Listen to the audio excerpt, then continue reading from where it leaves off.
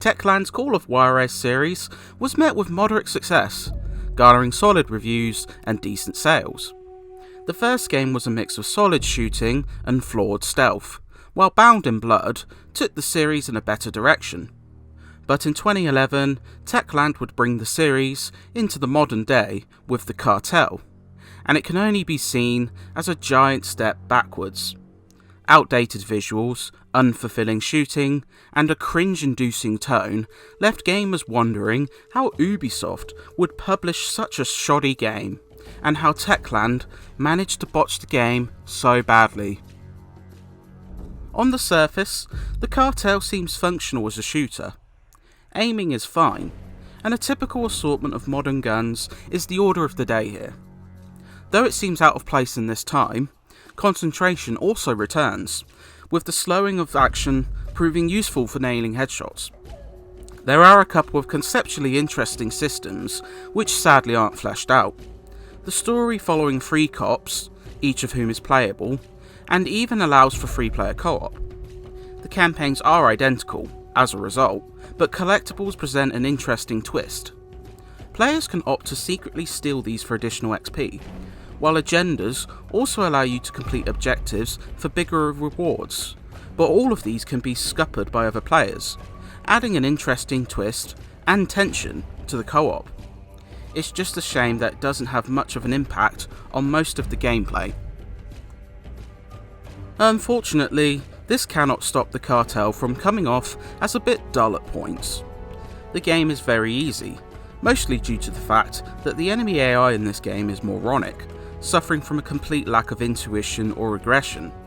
They fail to flank or even blind fire, something which was fairly standard by 2011.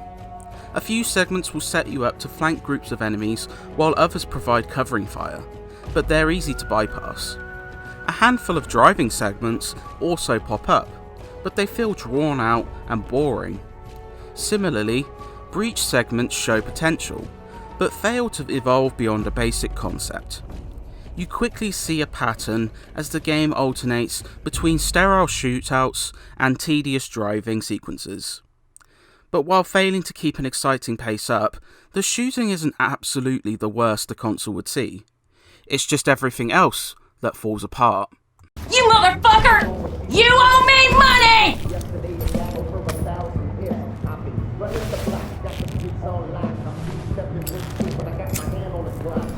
The story is awful, as trying to mix a gritty crime drama like Harsh Times with a cheesy 80s action film just doesn't work. As 3 cops work in a secret force to stop a drug cartel following a US government building bombing, the 3 characters are completely unlikable. The McCall offspring here is borderline poisonous in attitude, Kim plays the stereotypical headstrong FBI agent, and Guerra just happens to deal drugs on the side. All 3 drop F-bombs on a near hilarious basis, and often perform reprehensible actions. Ultimately, the story lacks tension or realism, coming off as a parody, which is unfortunate considering it tackles human trafficking and police corruption, but when you see how poorly these are handled, it's no wonder the game was subject to controversy. What drags the game down further still is the complete lack of effort made in terms of its presentation.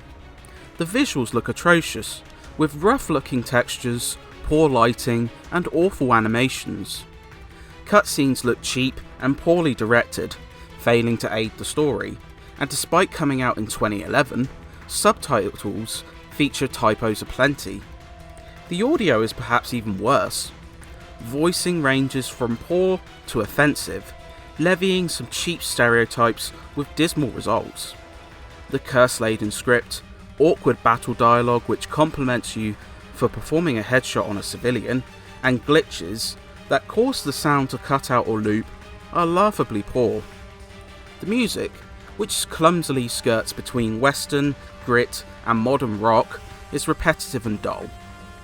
The presentation is painful, whatever way you look at it. Call of Juarez, The Cartel, is a laughable sequel which pales in comparison to its predecessors, let alone other superior shooters, in every department.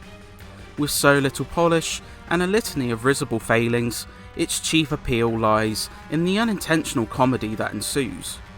However, an offensive and repulsive story, zero production value, and dull gameplay will soon wither the smile away from your face. Fans of the series will be woefully disappointed, first-person shooter aficionados will be mortified, and anyone with decent taste would do well to steer clear of this dreadful shooter. You'll have protection. We need to go poke a stick in a spider's nest. And I think I know just how. Do tell. The enemy of my enemy is my carnal.